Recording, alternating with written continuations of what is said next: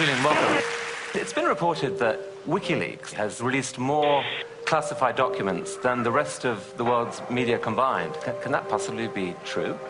Yeah, can it possibly be true? It's a worry, isn't it? That the rest of the world's media is doing such a bad job that a little group of activists is able to release more of that type of information than the rest of the world press combined. Picking up the wounded. Returning information, engage. Light them all up. Come on, fire. Good evening. They're the secret files from the Iraq war. Internetplattform WikiLeaks fast. Det är webbplatsen WikiLeaks som publicerat omkring 400 000 sidor hemligstämplade amerikanska dokument. WikiLeaks have made public the most extensive classified military and diplomatic material ever. What they've released is challenging and provoking governments with skeletons in their cupboards all over the world. We should condemn the disclosure of any classified information by individuals and organizations. The people who are in power will not give that power away freely. That is just, unfortunately, a fact of nature. The Defense Department demands that WikiLeaks return immediately all versions of documents obtained directly or indirectly from the Department of Defense databases or records. It's only now that the true story behind the development of this closed organization is coming to light. But while the world's discussing whether Assange is a rapist or a saint, WikiLeaks continue to pursue their own political agenda. Every release that we do of material has a second message, and that is we set examples. If you engage in immoral, in unjust behavior, it will be found out, it will be revealed, and you will suffer the consequences. What we have here is a new breed of rebel, IT guerrillas without a national base. Student digs, coffee bars and server rooms, these are their command and control centers spread all over the world, and the battle's already started. The general in charge of 120 Defense Intelligence Agency personnel targeting this institution and its products.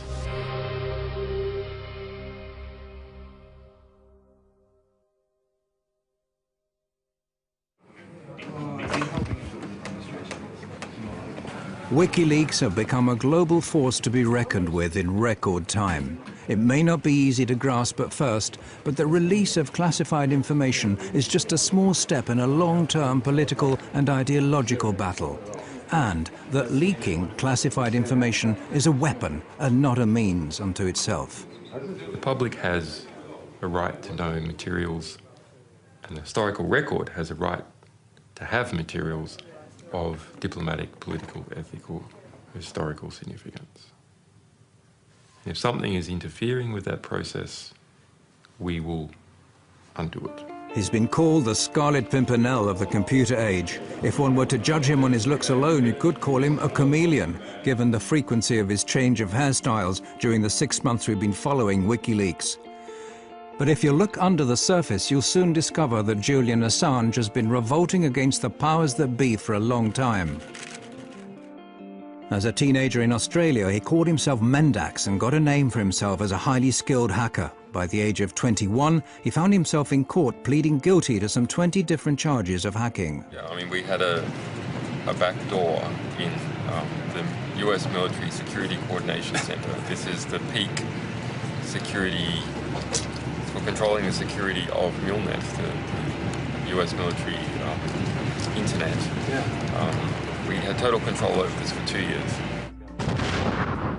The US space agency NASA is one of the victims of the Melbourne computer hacking syndicate. American investigators, including the FBI, contacted Australian authorities with their suspicions. The court was told the men even tampered with the police investigation into hacking at the ANU. The judge, seeing Assange as just an inquisitive young man, fined him a symbolic sum and released him. However, the trial added further fuel to Assange's feelings about the importance of unrestricted information. Together with some friends, he sets up one of Australia's first internet suppliers and gives people with politically sensitive viewpoints a platform from which to publish their opinions. But when one of his customers publishes secret Scientology manuals, this prompts aggressive efforts to censor him. Helen Coburn, one of the lawyers for Scientology in California, I mean, sent many letters trying to attack us, and they ended up hiring a private investigator to try and track me down, who did manage to get hold of my silent telephone line and call me up, and just as a sort of threatening maneuver. I ended up tracking down how they did that. Those efforts to censor the site strengthen his conviction that something has to be done against those withholding important information from the public at large.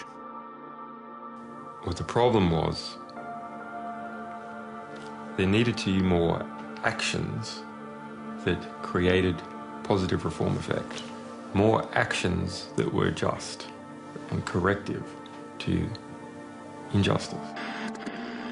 Assange sees disclosures as a preventative instrument.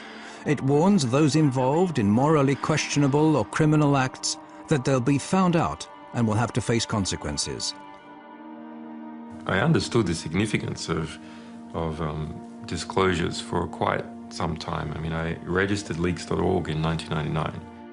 In 2006, Assange and a group of like-minded people start building up a special internet service, wikileaks.org, exclusively for people wishing to blow the whistle on abuse of power. His fellow conspirators comprised of hackers and mathematicians. They're located around the world and communicate via a restricted mailing list. From this platform, they start defining their thoughts of building up a worldwide movement to mass publicize classified information. They affirm that this is the most cost-effective political weapon and that they intend to place a new star on the political firmament of man. Any reform that is large-scale must be based upon information, because what else can spread other than viruses? Only information can spread and achieve large-scale reform. Inspired by Wikipedia, WikiLeaks distribute the leaked information to anonymous volunteers to check its authenticity and eliminate any traces of the sender's identity. It turns out that the majority of the general public has neither the time, interest or resources to analyze WikiLeaks material, but there are professionals to turn to. In 2006, we hoped that the general public would write analysis articles collaboratively. And not at all true. WikiLeaks come to the conclusion that media are the only channels that have the resources and motivation required to create a real impact. In 2007, WikiLeaks, in association with the British daily newspaper The Guardian, published evidence of former President Daniel Arap Moi having embezzled massive sums from Kenyan state funds. Shortly after that, they release a report about the Kenyan police's use of death patrols. This disclosure causes a great stir, but as an organization, WikiLeaks continue to remain unknown to the general public.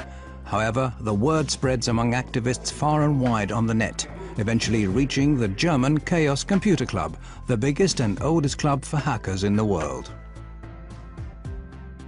Well, I heard about it in late 2007 from a couple of friends. I started reading a bit more, but I started to understand the value of such a project to society. The politically engaged Chaos Computer Club has been fighting a long-term battle for free access to information. One of its members, Daniel Domscheit-Berry, is quick to recognize the common ground between his view of society and that of WikiLeaks. He quits his job as a computer consultant so as to devote all of his time to the new organization. The question is the attitude. What attitude do you have to society? Do you look at what there is and you accept that as God-given? Or do you see society as something where you identify a problem and then you find a creative solution for that problem? So it is a matter of, are you a spectator or are you actively participating in society? The Computer Club has put the skills of some of the sharpest hacking talents in the world at WikiLeaks' disposal. What's needed now is a physical haven. Hackers linked to the Swedish file-sharing site Pirate Bay have what they need: considerable technical skills in a place where freedom of speech is unusually free. A lot of the countries in today's world do not have really strong laws for the media anymore. But a few countries, like for instance Belgium, also the United States with the First Amendment, and especially, for example, Sweden, have very strong laws protecting the media and the work of investigative or general journalists. So From our perspective, this is something. If there are any Swedes here, you have to make sure that your country is really one of the strongholds of freedom of information.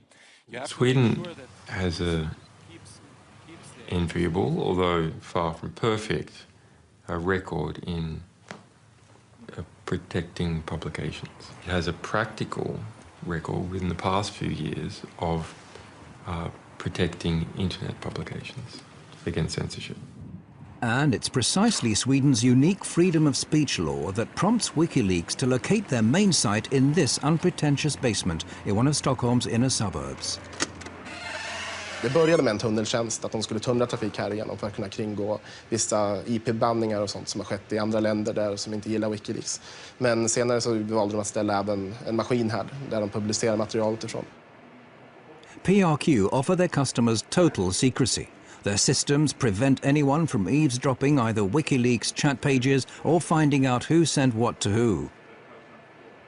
Vi erbjuder dels anonymitetstjänster, så kallade VPN-tunnlar, där en klient från utsidan ansluter till våra maskiner som sedan laddar ner den informationen de vill ha.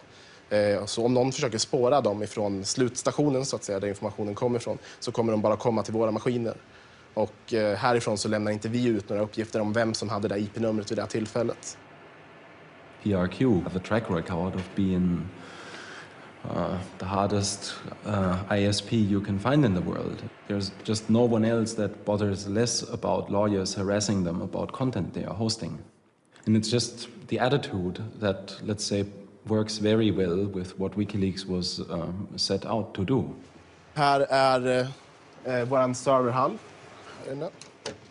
One reason why WikiLeaks need PRQ is that their operations are protected by Sweden's strict freedom of expression laws, laws which PRQ exploit to the full.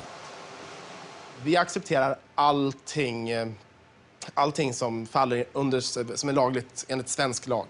Så accepterar vi precis allting, oavsett hur omoraliskt eller förkastligt det kan vara i övrigt, så väljer vi att inte göra några moraliska bedömningar. Det är en informationsbomb som står och väntar istället för de konventionella vapnen. Och förhoppningsvis så kan den här informationen på något sätt stoppa några av de konventionella vapnen. Det är min förhoppning. And we aren't talking about any old information. It's from these servers at PRQ that WikiLeaks has, for example, made public a manual from the United States Guantanamo Bay Detention Center. A military manual leaked on the internet is revealing details of the way terrorist suspects are being treated at the U.S. naval base at Guantanamo Bay in Cuba. It tells of the use of solitary confinement and humiliation to break down the detainees mentally. Human rights groups have for years been asking the US administration for access to this manual. If you censor important material of this type, we're not just going to criticize you. We're going to take the material that you tried to censor and we're going to spray it all over the world. And we're going to stick it in our archives in a way that's never going to disappear. Encourage everyone to get copies of it. WikiLeaks' battle against censorship knows no geographical frontiers. The next step is to publish an internal report commissioned by the multinational trading company Trafigura, who are alleged to have dumped toxic waste in the Ivory Coast that caused tens of thousands of people to seek medical care. The Guardian newspaper was going to produce a big story on this, and as a result, they were gagged. The company obtained a secret order in court to gag all the press in the UK from reporting anything related to the content of that report and the fact that they had been gagged. In the US, hackers discover that the Republican presidential candidate Sarah Palin is apparently bypassing US transparency laws by using a private email account to conduct government business. WikiLeaks publishes her messages,